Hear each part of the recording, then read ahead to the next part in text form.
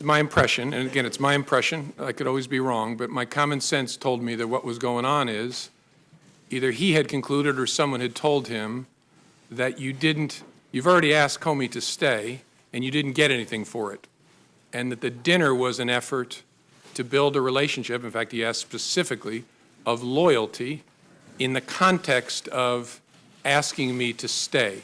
And as I said, what was odd about that is we'd already talked twice about it by that point, and he'd said, I very much hope you'll stay. I hope you'll stay. In fact, I just remembered sitting here a third one. When you've seen the picture of me walking across the blue room, and what the president whispered in my ear was, I really look forward to working with you. So after those encounters— And that was just a few days before you were fired. Yeah, that was on the Sunday after the inauguration. The next Friday, I have dinner, and the president begins by wanting to talk about my job. And so I'm sitting there thinking, wait a minute, 3 times you've already asked me to stay or talked about me staying. My common sense, again, I could be wrong, but my common sense told me what's going on here is he's looking to get something in exchange for granting my request to stay in the job. Again, we all understand. I was a governor. I had people work for me. But this constant request, and again, quoting you, him saying that he,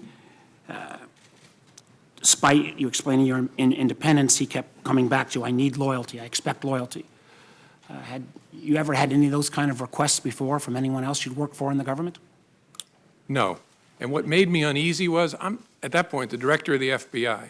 The reason that Congress created a 10-year term is so that the director is not feeling as if they're serving with political loyalty owed to any particular person.